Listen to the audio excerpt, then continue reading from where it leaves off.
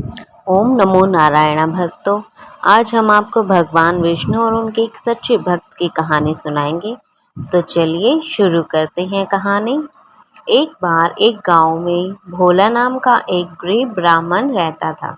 उसे शास्त्रों का बहुत ज्ञान था। उसके पास गांव का कोई भी व्यक्ति यदि कुछ पूछने आता था तो वह उसकी परेशानी का उपाय बता देता था।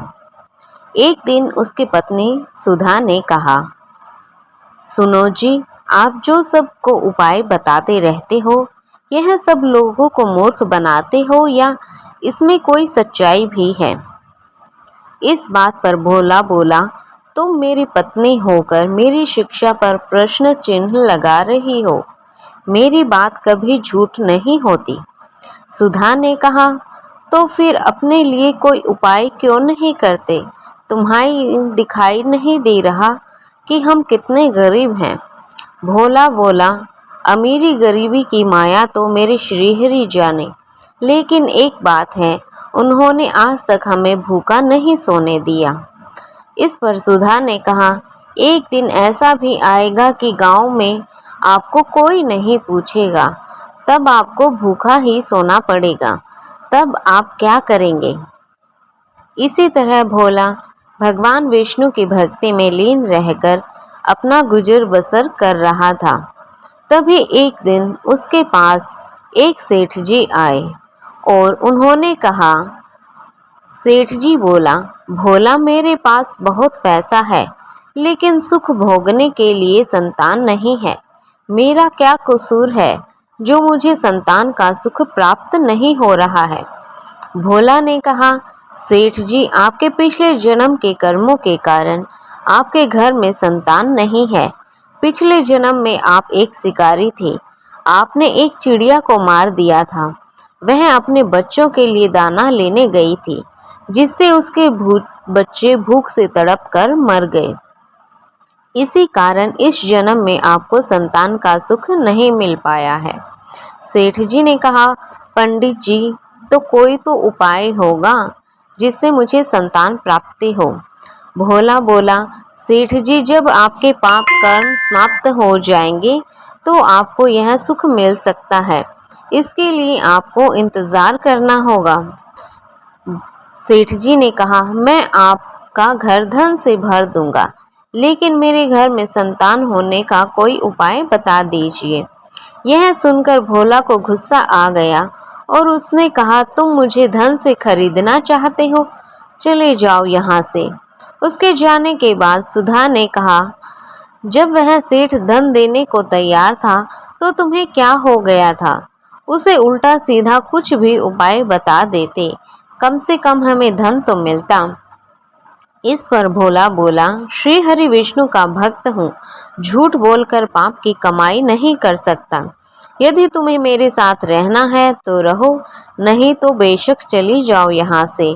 यह सुनकर सुधा को बहुत गुस्सा आया, लेकिन वह कुछ नहीं बोली और चुपचाप अपने घर के कामों में व्यस्त रहने लगी।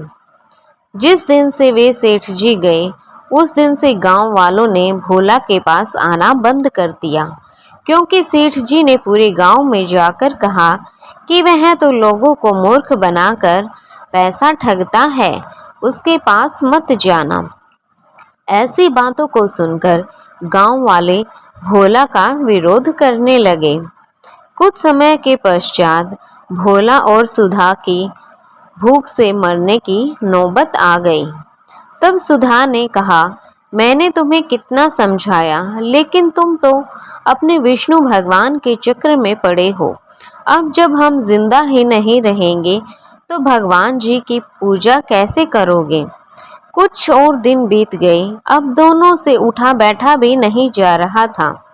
वे दोनों अपने घर में लेटे हुए ही थे। भोला बोला, सुधा, लगता है कि हमारे मरने का समय आ गया है। भोला बोला, मुझे तो लगता है कि हमारा भगवान से मिलने का समय आ गया है। तो भी आखिरी समय में भगवान श्रीहरि का ध्यान कर ले। इस पर दोनों भोला और सुधा श्रीहरि भगवान विष्णु का ध्यान करने लगते हैं। उसी समय भगवान श्रीहरि विष्णु उन्हें दर्शन देने के लिए स्वयं प्रकट हो जाते हैं। और भोला जब भगवान, अब तो हमारे अंदर इतनी भी हिम्मत नहीं है कि हम आपके श्री चरणों में प्रणाम कर सकें। अब तो आप हमें अपने शरण में ले लीजिए, जिससे हमारा उद्धार हो जाए। इस पर भगवान विष्णु ने कहा, तुम मेरे ऐसे भक्त हो जो बिना किसी लालच के मेरी भक्ति कर रहे हो। इस कारण तुम्हें इसी संसार में रहकर धर्म की शिक्षा देनी होगी। तभी भगवान श्री हरि विष्णु की कृपा से भोला और सुधा दोनों पूर्ण रूप से ठीक हो जाते हैं। दोनों को भगवान विष्णु आशीर्वाद देते हैं, विष्णु जी में कृपा से तुम्हें अन्न धन की कभी कमी नहीं होगी। आज से तुम्हारा केवल मेरी भक्ति करना है। ऐसा कहकर भगवान श्री हरि विष्णु अंतर्ध्यान हो गए। तो इस कहानी से हमें यह शिक्षा मिलती है कि हमें अपने काम को पूर्ण निष्ठा और ईमानदारी से करना चाहिए। धन के लालच में कभी भी पाप कर्म नहीं करने चाहिए। तो ये भक्ति की वीडियो आपको कैसी लगी? अच्छी लगी हो तो लाइक करना, शेयर करना, कमेंट जरूर करना और चैनल को सब्सक्राइब जरूर कर लीजिएगा।